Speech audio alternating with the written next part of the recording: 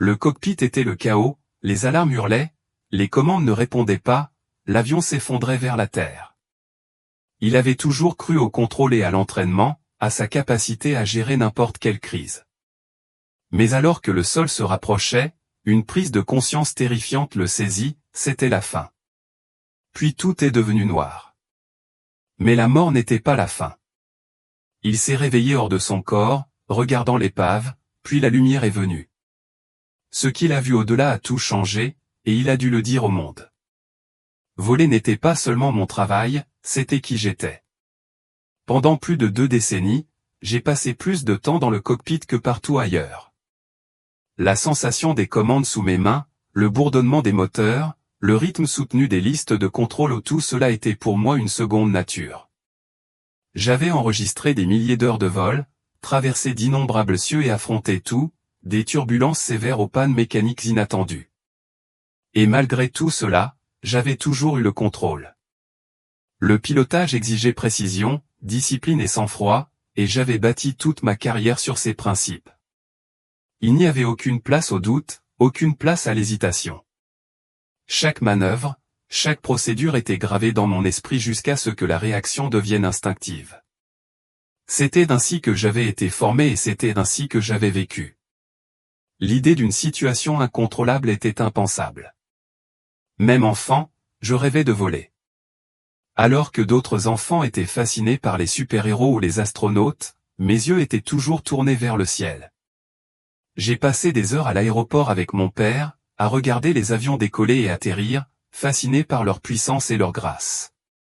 Au moment où j'ai obtenu ma licence de pilote, ce n'était pas seulement une profession, c'était mon identité. Je n'étais pas censé être sur le terrain. Le ciel était chez moi et j'étais bon dans ce domaine. Non, j'étais doué pour ça. J'avais gagné le respect de mes collègues, la confiance de mes passagers et la confiance de mes supérieurs. J'avais géré les urgences avec la précision calme attendue d'un pilote. J'avais traversé de violentes tempêtes, détourné des vols en toute sécurité lors de dysfonctionnements mécaniques et pris des décisions en une fraction de seconde qui avaient sauvé des vies. Il n'y avait aucun défi que je ne pouvais relever. Ce matin-là n'était pas différent. C'était un vol court-courrier, un itinéraire que j'avais parcouru plus de fois que je ne pouvais le compter ou le genre de vol que je pouvais faire pendant mon sommeil. Aucune complication, aucune variable inattendue. Un briefing avant vol standard, un avion bien entretenu et des prévisions météorologiques claires. Le ciel était d'un bleu profond et ininterrompu. La visibilité était parfaite et le vent était doux. S'il y a jamais eu un exemple classique de vol facile, c'est bien celui-là. En entrant dans le cockpit, je me suis installé sur mon siège, sentant le cuir familier sous moi. Le tableau de bord brillait doucement, les écrans affichant leurs chiffres, lectures et paramètres habituels. Le bourdonnement réconfortant des systèmes de l'avion qui se mettaient en ligne remplissait l'espace autour de moi. Mon copilote, un pilote plus jeune mais compétent nommé Ryan, a parcouru avec moi la liste de contrôle initiale. Sa voix était ferme, professionnelle, reflétant la facilité de la situation. Niveau de carburant vérifié? Vérifié. L'hydraulique est bonne. Bien reçu. La routine s'est poursuivie, chaque appel renforçant le sentiment de normalité. Les vérifications avant vol étaient mon rituel, un processus méthodique qui garantissait que tout était en ordre. Cela faisait partie de ce qui rendait le vol si sûr. Les pilotes ne comptaient pas uniquement sur leurs compétences, nous nous sommes appuyés sur des systèmes, des redondances et des procédures conçues pour éliminer les risques. C'est pourquoi je ne me suis jamais inquiété. Il y avait toujours un plan. Au moment où nous avons reçu l'autorisation de rouler, j'étais pleinement dans mon élément. Les moteurs grondaient alors que nous nous dirigions vers la piste, le poids de l'avion étant à peine perceptible par rapport à la puissance sous nous. La tour nous a donné le feu vert et j'ai poussé les manettes des gaz vers l'avant, sentant l'accélération me pousser contre mon siège. Le décollage s'est déroulé en douceur, l'avion réagissant comme il se doit. Nous avons grimpé régulièrement, la ville se rétrécissant sous nos pieds, le paysage se transformant en un patchwork de routes et de champs.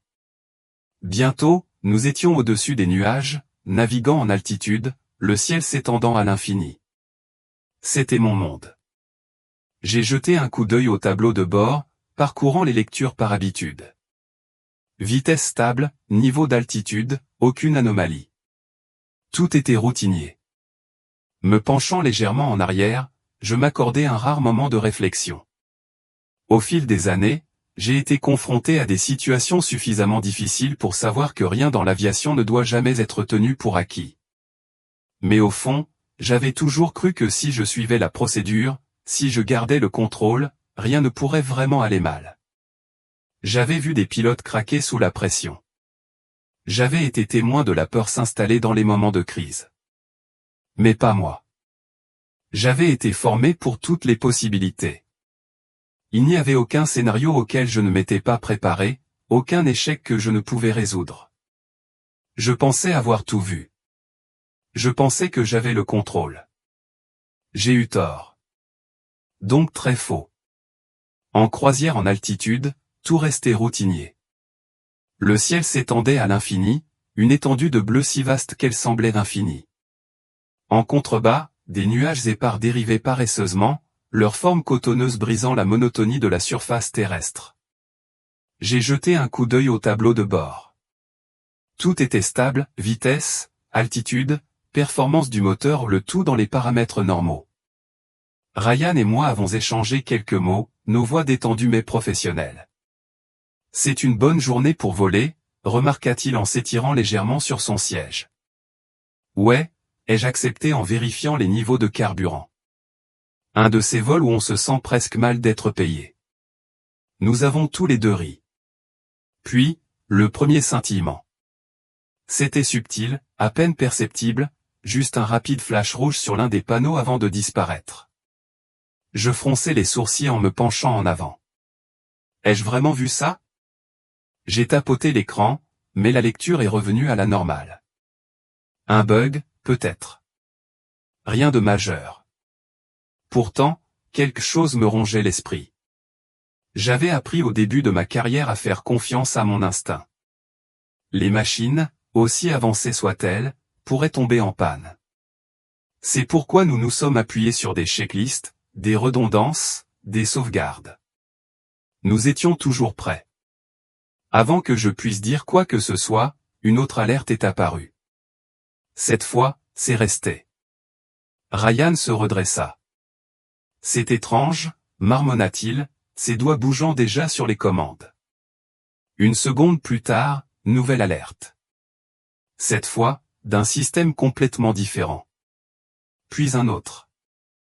Le cockpit, si calme quelques instants auparavant, était désormais animé de lumières clignotantes et d'alarmes. La pression du carburant fluctue, annonça le système. Instabilité électrique détectée. Pilote automatique désactivé. Que se passe-t-il? Murmurai-je en scrutant les échecs en cascade. La voix de Ryan était tendue mais contrôlée. L'hydraulique tombe en panne. Nous perdons en stabilité. J'ai pris une inspiration, forçant mes mains à rester stables. Restez calme. Suivez la procédure que nous avions forée pour cela. Des pannes du système se sont produites, c'est pourquoi nous avions mis en place des protocoles, des générateurs de secours et des redondances. J'ai cherché la liste de contrôle d'urgence, actionnant les interrupteurs pour isoler le problème. Puis l'avion frémit. Ce n'était pas de la turbulence, ce n'était pas quelque chose que nous pouvions simplement affronter. C'était plus profond, plus violent. L'avion s'est incliné brusquement, une embardée nauséabonde qui a provoqué une secousse dans mon siège. Ryan jura en saisissant les commandes. On perd de l'altitude. J'ai vérifié l'altimètre. Nous tombions vite. J'ai resserré ma prise sur le joug, essayant de me stabiliser, mais les commandes étaient lentes, lourdes et ne répondaient pas.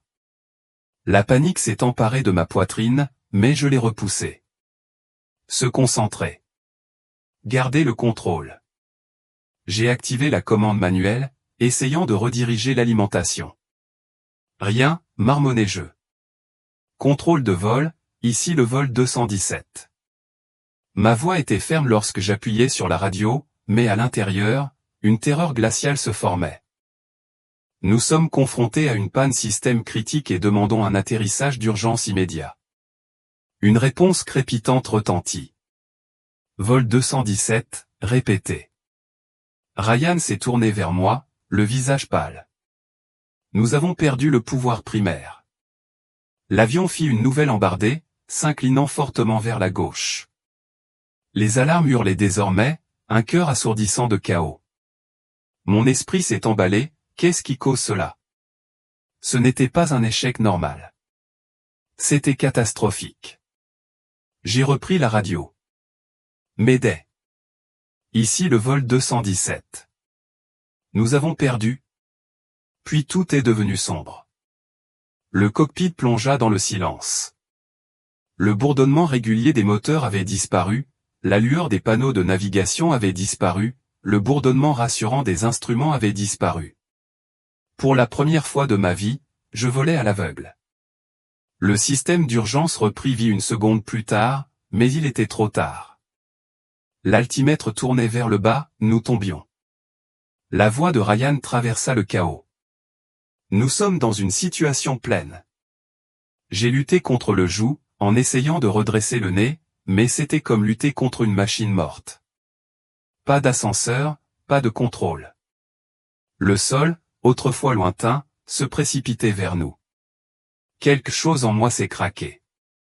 Depuis des années, j'avais confiance en ma formation, ma discipline, mon contrôle. J'avais cru qu'il y avait toujours une issue, qu'il y avait toujours une réponse. Mais ça, il n'y avait pas moyen de résoudre ce problème. Nous n'y arriverions pas. Je ne m'étais jamais senti impuissant dans le cockpit auparavant, pas une seule fois, jusqu'à présent. Ryan criait quelque chose, ses mains bougeant frénétiquement sur les commandes. Je ne l'ai pas entendu. Mes yeux se sont fixés sur l'horizon, qui s'inclinait selon un angle peu naturel. J'ai pensé à ma famille. J'ai pensé à toutes les fois où j'étais descendu d'un avion en sachant que j'avais atterri en toute sécurité. J'ai pensé à la façon dont, il y a quelques minutes à peine, j'avais été si sûr de mon contrôle. La sensation nauséabonde d'apesanteur m'a frappé. L'impact était inévitable. Les alarmes se sont estompées à l'arrière-plan, englouties par le silence terrifiant de ce qui allait arriver. Je voulais me battre. Je voulais le réparer, mais il n'y avait plus rien à réparer. Le sol s'est élevé vers nous à une vitesse impossible. Ma dernière pensée consciente n'était pas une peur, mais un échec. Puis tout est devenu noir. Il n'y avait ni douleur, ni son, ni poids. J'étais simplement là. Au début, je pensais que je rêvais, désorienté, flottant dans un espace qui ne me semblait ni réel ni imaginaire. Mais ensuite, alors que ma vision s'affinait, j'ai vu l'épave. L'avion était une masse de métal tordu, déchiré lors de l'impact. Des incendies brûlaient dans des poches le long du fuselage brisé, une fumée noire s'enroulant dans le ciel comme des doigts agrippants. Elle brisait, train d'atterrissage froissé, débris déchiquetés. C'était méconnaissable. Les secouristes ont envahi le site et se sont déplacés en toute urgence. Leur voix était étouffée, lointaine, comme si le son était filtré à travers des couches d'eau. Puis j'ai vu mon corps. Elle était tordue, brisée, immobile. Quelque chose en moi aurait dû paniquer à cette vue, avoir reculé devant les angles peu naturels, le sang tachant mon uniforme déchiré, mais je n'ai rien ressenti. Pas de peur, pas de douleur, juste un calme étrange et inquiétant. Je n'étais plus dans ce corps. Je planais au-dessus de la scène, détaché, l'observant avec une clarté surréaliste. Je voyais tout, les mouvements effrénés des ambulanciers, les gyrophares des ambulances, les pompiers arrosant les décombres.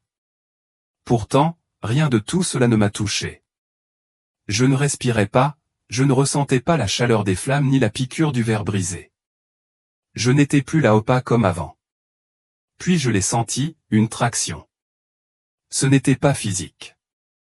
Aucune main ne m'agrippait, aucune force ne m'entraînait, mais quelque chose m'éloignait des décombres, de la scène de ma propre mort.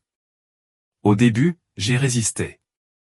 Je ne savais pas où j'allais, mais je savais que le lien qui m'avait autrefois retenu contre mon corps avait disparu. J'étais attiré vers quelque chose de plus grand. Le monde autour de moi était flou, étiré, fané. Puis, tout à coup, la lumière. Pas la lueur dure et artificielle des lumières de secours, pas le flash aveuglant et chauffé à blanc d'une explosion. C'était différent. Lumière vivante. Cela m'a entouré, m'a rempli, est devenu moi. Ce n'était pas seulement quelque chose que je pouvais voir, je pouvais le sentir. Il faisait chaud mais pas brûlant, puissant mais pas écrasant. Il portait une paix si pure, si absolue, qu'elle défiait toute explication. Je bougeais, mais je n'avais aucun sens de l'orientation. Je n'avais ni corps, ni forme, et pourtant j'existais plus complètement que jamais auparavant. Puis je l'ai vu. Un tunnel qui s'étend à l'infini. Ce n'était pas fait de pierre, ni de nuages, ni de tout autre matériau que j'ai reconnu. Il était lui-même fait de lumière. Il pulsait avec une énergie indescriptible, son rayonnement bien au-delà de la compréhension terrestre. J'ai ressenti la présence près de moi, pas seulement à l'intérieur, autour de moi, partout. Et puis, en un instant, j'ai su que je n'étais pas seul. Une silhouette émergea de la lumière. Au début, il était impossible de discerner les détails trop brillants, trop immenses, trop au-delà de ce que mon esprit humain pouvait traiter. Mais à mesure que je me concentrais, l'éclat s'adoucit juste assez. Je l'ai vu. Je savais qui il était avant qu'il ne parle. Sa présence était écrasante, non pas de peur, mais d'amour absolu. Chaque partie de moi le reconnaissait, non pas parce que je l'avais déjà vu, mais parce que c'était comme si je l'avais toujours connu. Jésus. Ses yeux rencontrèrent les miens et, pour la première fois depuis l'accident, quelque chose remua au plus profond de moi, ni la peur, ni la confusion, juste la vérité. Je n'ai jamais été un homme profondément religieux. Bien sûr, j'avais cru en quelque chose, à une puissance supérieure, à une force dépassant l'entendement humain, mais je ne m'étais jamais engagé, je n'avais jamais vraiment pensé à ce qui allait suivre. Pourtant, me tenant devant lui maintenant, je savais sans aucun doute, sans hésitation, qu'il était réel, qu'il avait toujours été réel. Ton temps n'est pas encore terminé, sa voix résonnait à travers moi, en moi, remplissant chaque partie de mon être. J'avais envie de parler, de répondre, de poser 1 million de questions. Mais avant que je puisse le faire, la lumière autour de nous a changé et soudain, je ne me tenais plus devant lui. Au lieu de cela, je regardais quelque chose qui me semblait à la fois familier et étranger, ma vie. Je me voyais enfant, regardant le ciel avec émerveillement, rêvant du jour où je volerais. J'ai vu ma mère debout à proximité, me souriant. Mais maintenant, pour la première fois, je voyais l'inquiétude dans ses yeux, une prière silencieuse pour ma sécurité, une prière que je n'avais jamais remarquée auparavant. Puis j'étais adolescent, assis sur mon lit, la tête dans les mains après avoir échoué à mon premier examen en vol. J'étais tellement sûr de ne pas être assez bon que j'avais échoué définitivement. Mais maintenant, j'ai vu ce que je ne pouvais pas faire à l'époque. Jésus avait été là, ni visiblement, ni physiquement, mais sa présence m'avait entouré, attendant que je lève les yeux, que je tende la main. Scène après scène se sont déroulés, des moments de gentillesse dont je me souvenais à peine, des mots prononcés en passant, des encouragements donnés à un collègue en difficulté. Se propager vers l'extérieur, changer des vies d'une manière que je n'avais jamais vue. Et puis, les moments que j'aurais aimé pouvoir reprendre, des moments où j'avais choisi la fierté plutôt que l'humilité, l'égoïsme plutôt que la compassion, le contrôle plutôt que l'abandon. Des moments où j'avais laissé ma peur de l'échec m'empêcher de me lancer dans quelque chose de plus grand. J'ai vu que j'ignorais les opportunités d'aider, de guérir, d'aimer. J'avais passé ma vie à croire que le succès, le contrôle et la précision étaient ce qui comptait, que mon plus grand objectif était d'être le meilleur dans ce que je faisais. Mais maintenant, j'ai vu la vérité. J'avais été aveugle. Mon objectif n'avait jamais été de piloter des avions, d'enregistrer des heures ou de faire progresser ma carrière. Il s'agissait toujours des gens, des vies que j'avais touchées, des moments que j'avais négligés, de l'amour que je n'avais pas réussi à embrasser pleinement. Non pas à cause de la tristesse, mais à cause de la simple prise de conscience de tout cela, puis la vision s'est évanouie. J'étais de retour en présence de Jésus. Son regard était fixe, rempli d'un amour si profond qu'il m'a détruit. Tu es fait pour plus que ça. Les mots me transpercent, doux mais indéniables. Pour la première fois de ma vie, j'ai compris tout ce que j'avais fait, chaque choix que j'avais fait. Tout comptait et j'avais maintenant un choix à faire. Est-ce que j'accepterais mon véritable objectif ou le laisserais-je m'échapper? Le poids des paroles de Jésus s'est imposé en moi comme une force invisible, remplissant chaque partie de mon être. Tu es fait pour plus que ça. Je me tenais en présence du Tout-Puissant, dépourvu de tout ce que je pensais autrefois me définir, ma carrière, mes réalisations, ma capacité à contrôler chaque résultat. Plus rien de tout cela n'avait d'importance désormais. J'avais vu la vérité. J'avais vu comment chaque instant, chaque mot, chaque action avait un effet d'entraînement au-delà de ce que j'avais jamais imaginé. Et maintenant, j'avais le choix. Jésus a levé la main et l'espace autour de nous a changé.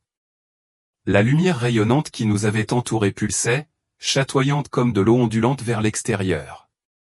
Puis, comme si j'étais sorti du temps lui-même, j'ai vu le premier chemin. Au début, je n'ai pas reconnu l'homme que je regardais. Il se tenait devant une foule, ne parlant pas depuis un podium, non pas en tant que conférencier, mais en tant qu'homme partageant une vérité qui le brûlait. Sa voix était ferme, pleine de conviction, de passion. Puis j'ai réalisé que c'était moi. J'ai regardé raconter mon histoire, parler de ce que j'avais vu, de l'amour qui m'avait entouré dans la présence de Jésus. J'ai vu les visages de la foule changer, certains sceptiques, d'autres confus mais d'autres se penchaient, les yeux écarquillés, les cœurs s'ouvrant. J'ai vu dans le public un homme d'âge moyen, fatigué, sur le point d'abandonner. Les larmes lui remplirent les yeux pendant qu'il écoutait. Plus tard, il revenait vers moi, le désespoir dans la voix, et me demandait, comment puis-je le trouver? Et parce que j'ai parlé, parce que j'ai partagé ce que j'avais vu, il l'a trouvé. La vision a changé. Je parlais lors d'un petit rassemblement, peut-être une église, peut-être juste un groupe d'amis. Une femme était assise au fond, les bras croisés, le doute gravé sur son visage. Elle avait passé des années à être convaincue que Dieu l'avait abandonnée, mais quelque chose dans mes paroles remuait quelque chose au plus profond d'elle, quelque chose qu'elle avait enfoui depuis longtemps.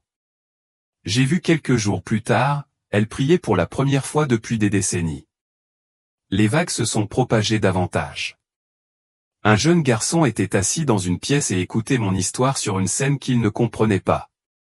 Tout, mais quelque chose a pris racine en lui ce jour-là. Des années plus tard, il deviendrait un homme qui conduirait les autres à la foi, qui aborderait son appel avec confiance, tout cela parce qu'il avait entendu mes paroles. Puis une autre vision, une que je ne pouvais pas ignorer. J'ai vu un homme debout seul, regardant le bord d'un pont. Le poids de sa vie était devenu insupportable. Il avait déjà décidé que c'était tout. Mais avant de franchir la dernière étape, son téléphone a sonné, une notification, une vidéo. Mon histoire. Je l'ai vu faire une pause. Je l'ai vu écouter. J'ai vu ses larmes couler et je l'ai vu reculer du rebord, tout cela parce que j'avais parlé. La vision s'est retirée et j'ai tout vu d'un seul coup, l'effet d'entraînement d'un seul choix. Des gens que je ne rencontrerai jamais, des vies que je ne connaîtrai jamais, tout a changé parce que j'ai dit oui à ma mission. C'est ce qui arrive lorsque vous partagez la vérité, dit Jésus d'une voix ferme. C'est ce qui arrive lorsque vous entrez dans ce pourquoi vous avez été créé. Les larmes me brûlaient les yeux. Je voulais ça. Mais ensuite la lumière s'est atténuée et une nouvelle vision s'est formée. Au début, c'était pareil. Je me suis réveillé. J'ai guéri. La vie a avancé, mais quelque chose était différent. Je me suis vu dans mon lit d'hôpital, regardant ma famille. La même connaissance m'a rempli. Le même feu brûlait en moi. Mais cette fois, je n'ai rien dit. Je me suis convaincu que ce n'était qu'un rêve, que mon esprit m'avait joué des tours, qu'en parler me coûterait trop cher, ma carrière, mes relations, ma réputation. Je me suis dit qu'il était plus facile de garder le silence, et c'est ce que j'ai fait. J'ai repris le vol. ma vie a repris son ancien rythme. Les jours passèrent, puis les semaines, puis les années. Et pourtant, quelque chose manquait. Je me voyais assis seul chez moi, regardant un écran de télévision, mais sans vraiment regarder. Le vide dans mes yeux était indubitable. Puis je les ai vus, les gens qui avaient été dans ma première vision. L'homme dans le public, celui dont la vie avait changé, n'était pas là cette fois. Il n'a jamais entendu mon histoire. Sa douleur persistait. La femme au fond de l'église, elle s'est éloignée, croyant toujours que Dieu l'avait abandonnée. Le garçon, il n'est jamais devenu le leader qu'il était censé être. Et l'homme sur le pont, cette fois, son téléphone n'a jamais sonné. Cette fois, il a franchi le pas. Je me sentais malade. La vision s'est brouillée et soudain, je me suis retrouvé dans la lumière, de nouveau en présence de Jésus. Le poids du choix s'appesantissait sur moi. Ma voix tremblait, et si j'échoue? Son regard était fixe. La seule façon d'échouer est de garder le silence. La lumière autour de moi pulsait. J'ai dû choisir, le confort ou la vocation, la sécurité ou le but, une vie de contrôle ou une vie de foi. Mon âme connaissait la réponse avant mon esprit. J'ai pris une inspiration. Je vais le faire. Soudain, j'ai senti quelque chose qui me tirait fort.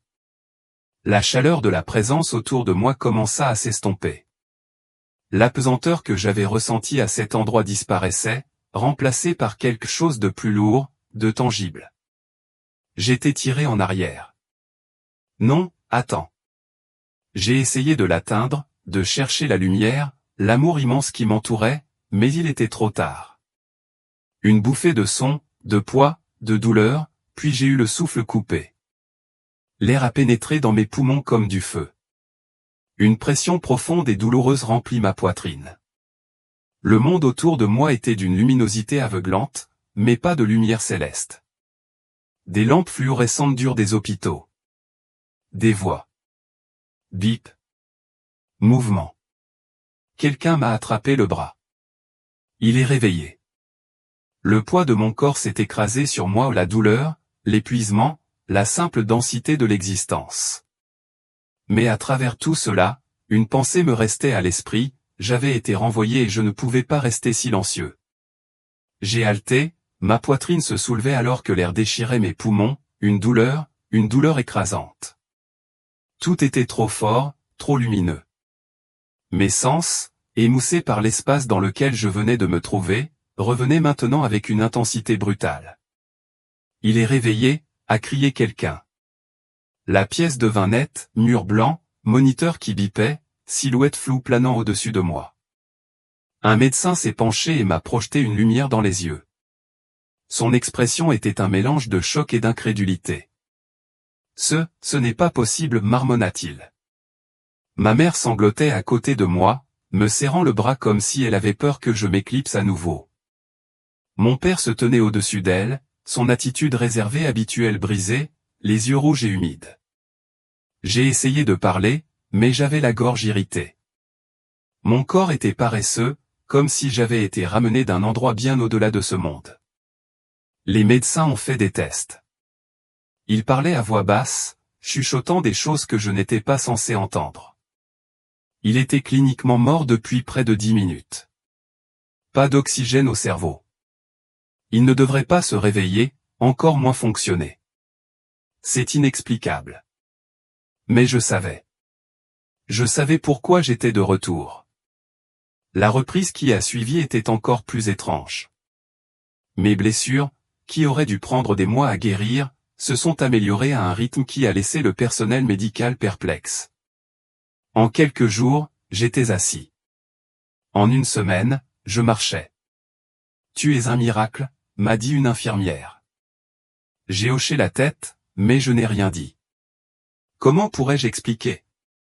Au début, je suis resté silencieux, craignant de mettre des mots sur ce que j'avais vu. Je me suis dit que c'était trop impossible, que personne ne me croirait. Et j'avais raison. La première fois que j'en ai parlé à ma famille, leurs visages sont tombés dans un silence stupéfait.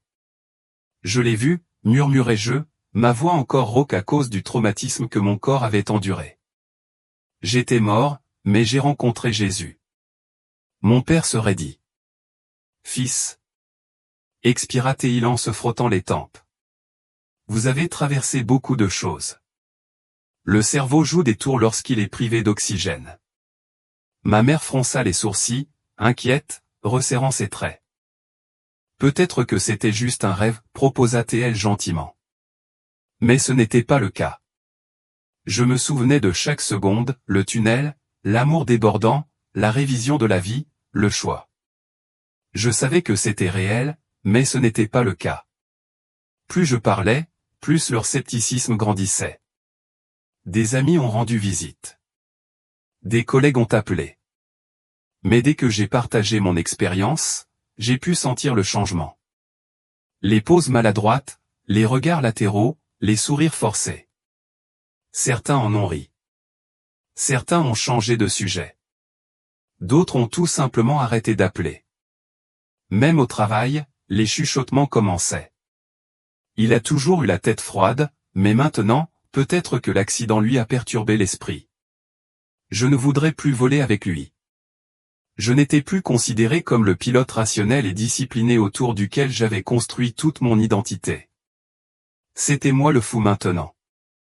Et pourtant, malgré tout cela, les doutes, le ridicule, le déroulement tranquille de la vie que j'ai connue autrefois, je ne pouvais pas rester silencieux. Parce que j'avais été renvoyé pour une raison et que je ne gaspillerais pas cette seconde chance. Au début, je ne savais pas par où commencer. J'étais revenu dans un monde dans lequel je ne me sentais plus chez moi. Les jours s'étendaient devant moi, remplis des échos de conversations tombées dans l'oreille d'un sourd. Ma carrière m'échappait. Mes amitiés s'étaient éclaircies. Même ma propre famille me considérait comme un étranger. Mais je ne pouvais pas ignorer ce que j'avais vu. J'avais rencontré Jésus. J'avais été en présence du Tout-Puissant, j'avais ressenti un amour si pur, si bouleversant qu'il a tout changé en moi.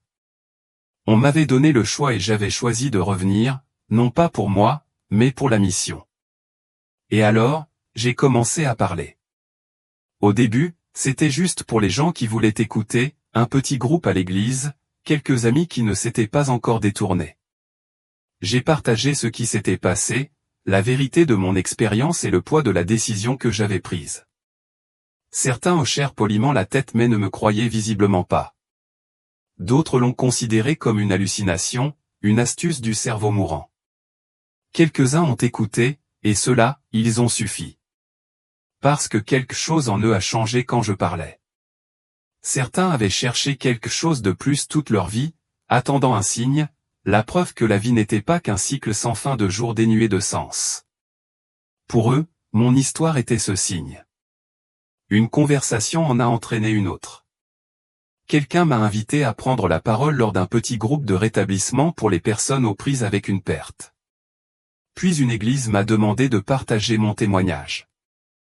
Puis un pasteur m'a contacté, voulant entendre personnellement mon expérience. Et petit à petit, le message a commencé à se répandre. Je n'oublierai jamais le premier homme qui est venu vers moi après que j'ai parlé.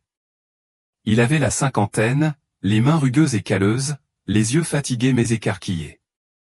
Il y avait quelque chose que il n'arrivait pas vraiment à le situer. Il attendit que tout le monde soit parti avant de s'approcher de moi, la voix tremblante. Ce que tu as dit. Je pense qu'il déglutit, ses yeux se détournant. Je pense que j'ai fui Dieu toute ma vie. Ces paroles m'ont profondément frappé. J'ai passé des années à essayer de l'ignorer.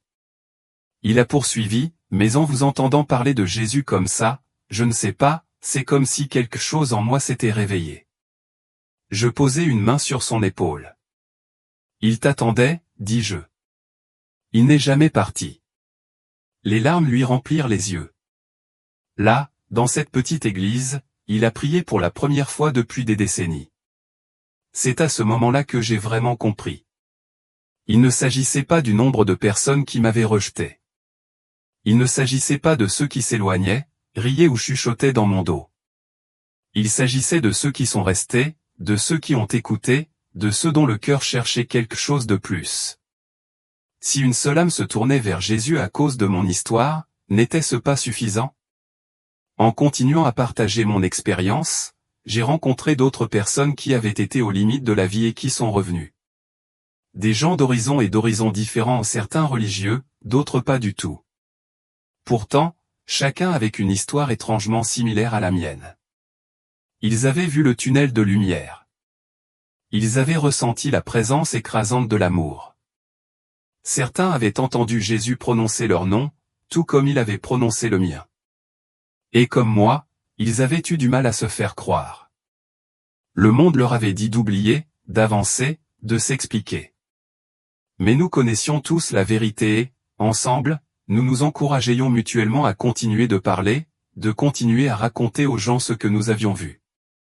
Nous avions été renvoyés pour une raison. Tout le monde n'a pas apprécié mon histoire. Certains l'ont carrément rejetée.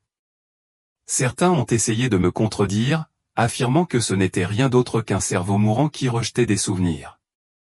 D'autres m'ont renvoyé avec des hochements de tête polis, désireux de changer de sujet.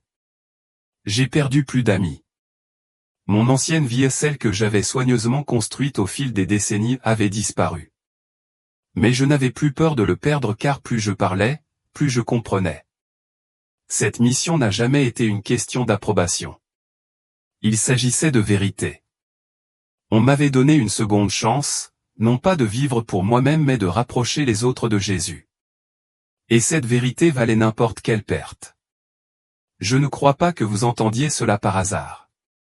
Peut-être l'avez-vous ressenti, ce tiraillement, cette douleur en vous, qui murmure, il doit y avoir plus que ça. Peut-être avez-vous passé votre vie à chercher à travers le succès, à travers les relations, à travers la distraction pour découvrir que rien ne comble vraiment le vide. Je suis ici pour vous dire qu'il y a plus. Je l'ai vu. Je me suis tenu en présence de Jésus lui-même et je peux vous dire avec une certitude absolue qu'il est réel. Son amour ne ressemble à rien sur cette terre. C'est pur, dévorant, sans fin. Il ne vacille pas en fonction de vos erreurs ou de vos doutes. Il vous a toujours attendu.